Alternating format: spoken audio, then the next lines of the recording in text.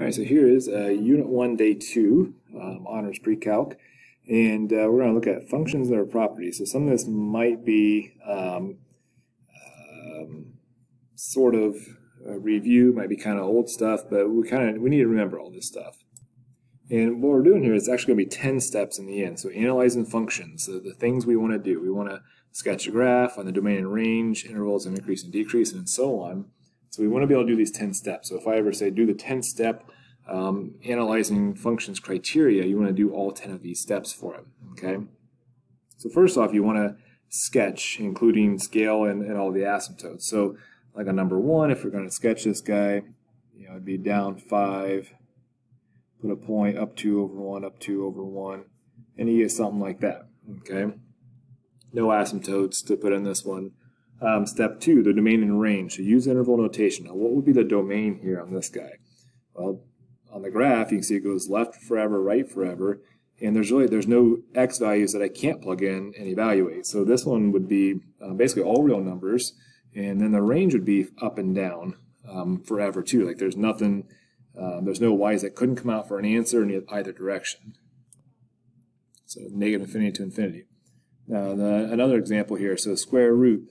So if we're going to do a quick sketch of the graph here, this is 4 units to the right, if you remember. So the parent function of a square root is this shape going off to the right, except this one's going to be 4 units to the right, and then taken off like that.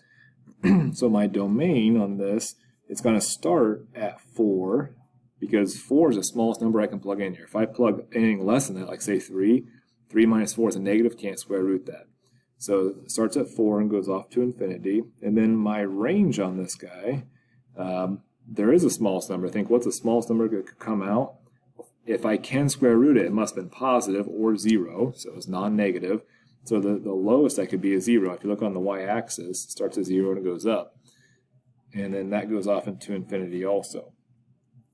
This guy here, now we did some of this in Algebra 2 on how to find asymptotes, because if it's a rational function, there's going to be some asymptotes involved. Asymptotes are just what makes the bottom equal 0. So it's basically where it's undefined is one of the partial definitions of an asymptote. It could also be a hole if it makes the bottom one. So it's a hole in the graph or it's an asymptote. So this one, if I factor this, just to see what the bottom, if I factor and set it equal to 0, I get x plus 2, x plus 1. So that means that negative 2 and negative 1, something's going on. It's either an asymptote or it's a hole in the graph. So I know if I'm graphing this guy, let's see, negative 2, negative 1, there's some asymptotes here.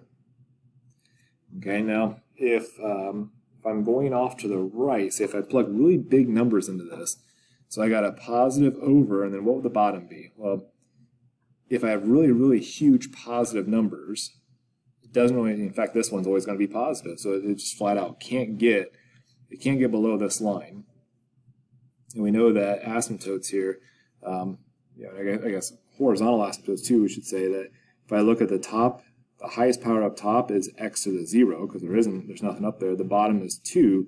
When the bottom is higher, it's going to be right here. My asymptote is y equals 0. So I'm going to be following this line, and I got to follow that line. That makes like an elbow looking shape. Okay. Now I think going negative, to make a really big negative, so I plug really big negatives in here. I got 1 over, and then a really big negative squared is a positive.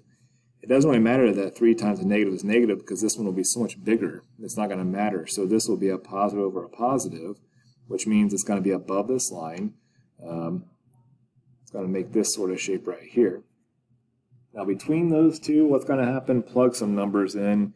I'm not super worried about that. What I just did too is I graphed it on my calculator, and it comes up and crosses at negative 4 and goes back down. So this is at negative 4. Whoops, negative 4. So my domain on this guy, there's a couple intervals here.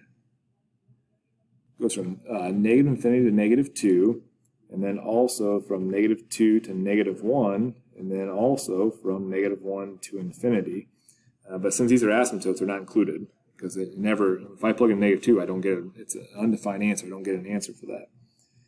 Then my range here, I got a couple of options for a range. First off, I go from -infinity up to -4, and -4 is included. It does reach -4, and then I also have from 0, 0 is included, off to infinity. Okay, that was probably the most complicated one, but we'll have a little unit with that. We're going to focus on those rational functions.